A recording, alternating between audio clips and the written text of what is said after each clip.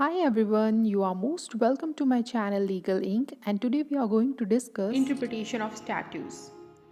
And as I told you before, that there are four main primary principles of interpretation in which we had already covered the literal rule, the mischief rule, and the golden rule in earlier videos. So today we will discuss the rule of harmonious construction.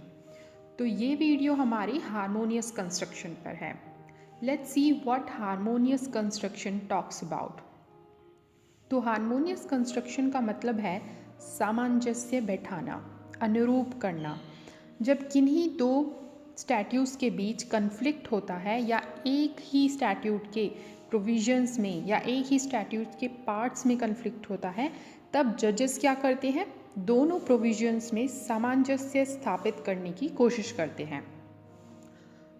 तो rule of harmonious construction कब use होता है, जब दो statutes या किसी statute के provision आपस में कॉन्ट्राडिक्टरी हो. So court try to give equal value to both the provisions. और दो अलग अलग प्रोविजंस को अनुरूप करने के लिए स्टैट्यूट को पूरा पढ़ना चाहिए. क्यों? क्योंकि स्टैट्यूट को पूरा पढ़ने से स्टैट्यूट का पर्पस और इंटेंशन हमें पता चलती है. और कोर्ट स्टैट्यूट की इंटेंशन या एम को देखते हुए दोनों कॉन्ट्राडिक्टरी प्रोविजंस को हार्मोनाइज करने की कोशिश करता है. तो हार्मोनियस कंस्ट्रक्शन के थ्रू कोर्ट ऐसी इंटरप्रिटेशन करेगा जिससे स्टैट्यूट को एज अ होल रीड किया जाए और दोनों प्रोविजंस में जो भी इनकन्सिस्टेंसी या विरुद्धता है वो अवॉइड की जा सके. सो बेसिकली कोर्ट एक दो प्रोविजंस के बेसिस पर इंटरप्रिटेशन नहीं करता. इनफैक्ट पूरे एक्ट को देखता है, पूरे एक्ट या स्टैट्यूट को देखा जाता है. तो ये एक्ट क्यों बनाया गया, इसका पर्पस क्या है, लेजिस्लेचर की एक्ट के बनाने के पीछे ओवरऑल इंटेंशन देखी जाती है हार्मोनियस कंस्ट्रक्शन में.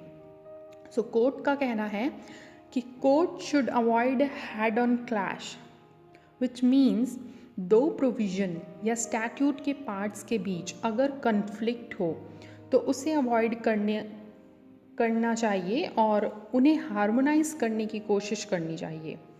और इस तरीके से दोनों प्रोविजंस के बीच सामंजस्य स्थापित करना चाहिए कि दोनों प्रोविजंस को लागू किया जा सके. और ऐसा कोई भी इंटरप्रिटेशन जिसमें दोनों में से कोई एक प्रोविज़न इनफेक्टिव हो जाए, यानी कि एक प्रोविज़न यूजलेस हो जाए, तो ऐसा इंटरप्रिटेशन कोर्ट को अवॉइड करना चाहिए.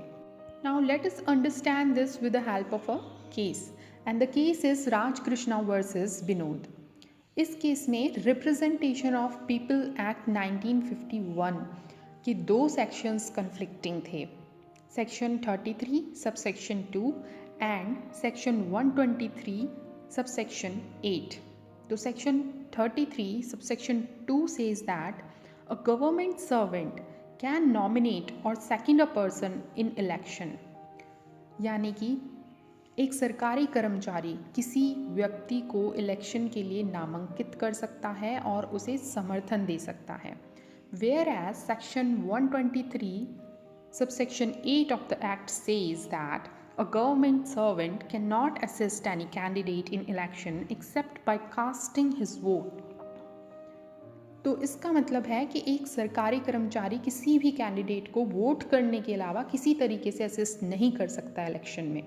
अब दोनों सेक्शंस कॉन्ट्राडिक्टरी बात कर रहे हैं. सेक्शन 33 सबसेक्शन 2 कह रहा है कि समर्थन दे सकता है और सेक्शन 123 सबसेक्शन 8 कहता है कि वोट करने के अलावा और किसी तरीके से समर्थन नहीं दे सकता. तो सुप्रीम कोर्ट ने केस में rule of harmonious construction apply किया और Supreme Court held that a government servant was entitled to nominate और सेकंड अ कैंडिडेट. यानी कि सुप्रीम कोर्ट ने दोनों सेक्शंस को इफेक्ट दिया और सेक्शन 123 सबसेक्शन 8 को सुप्रीम कोर्ट ने इंटरप्रेट करते हुए कहा कि एक सरकारी कर्मचारी कैंडिडेट को नॉमिनेट कर सकता है, समर्थन दे सकता है, वोट दे सकता है, लेकिन इसके अलावा किसी और तरीके से कैंडिडेट को असिस्ट नहीं कर सकता. तो यहाँ पर हार्मोनियस कंस्ट्रक्शन आपको इतना क्लियर हो गया होगा. Now the basic points of harmonious construction. तो हारमोनियस कंस्ट्रक्शन के 5 बेसिक पॉइंट्स हैं।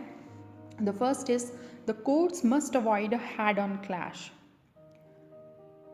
विच मीन्स कोर्ट को 2 प्रोविजन या 2 स्टैट्यूट्स के बीच का कॉन्ट्रडिक्शन को हार्मोनाइज या रिमूव करने की कोशिश करनी चाहिए जब भी वो किसी एक्ट या किसी स्टैट्यूट को इंटरप्रिटेट करें।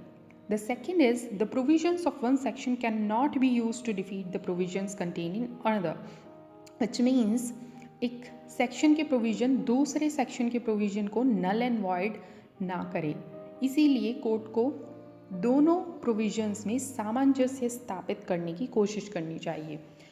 Now the third point is when it is impossible to completely reconcile the difference. So okay, जब कोर्ट दोनों प्रोविजंस के कन्फ्लिक्ट को कम्प्लीटली रिमूव या हार्मोनाइज ना कर पाए तो कोर्ट को ये कोशिश करनी चाहिए, ये ट्राई करना चाहिए कि जितना हो सके उतना दोनों प्रोविजंस को रिकंसाइल करे। इसके बाद है fourth point, reduces one provision to a useless number. तो कोर्ट को इंटरप्रिटेशन के टाइम ये ध्यान रखना चाहिए कि एक प्रोविज़न को लागू करने के लिए दूसरा प्रोविज़न इनइफेक्टिव या यूजलेस ना बन जाए।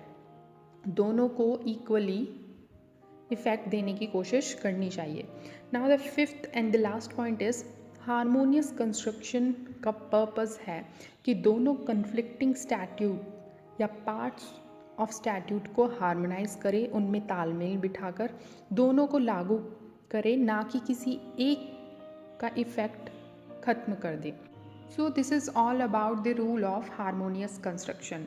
और अब हमने चारों प्राइमरी रूल्स कवर कर लिए हैं, जिसमें लिटरल रूल था वर्ड के ऑर्डिनरी या नॉर्मल मीनिंग को अप्लाई करना, मिसचीफ रूल में एक्ट की हिस्ट्री, डिफेक्ट, रेमेडी और रीज़न ऑफ रेमेडी देखते हैं।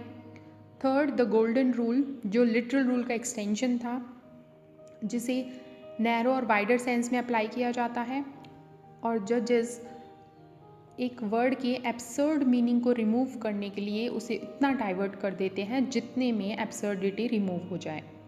And the last is harmonious construction, जिसका क्रक्स है 2 कॉन्ट्राडिक्टरी प्रोविजंस को रिकंसाइल करना without making the other ineffective.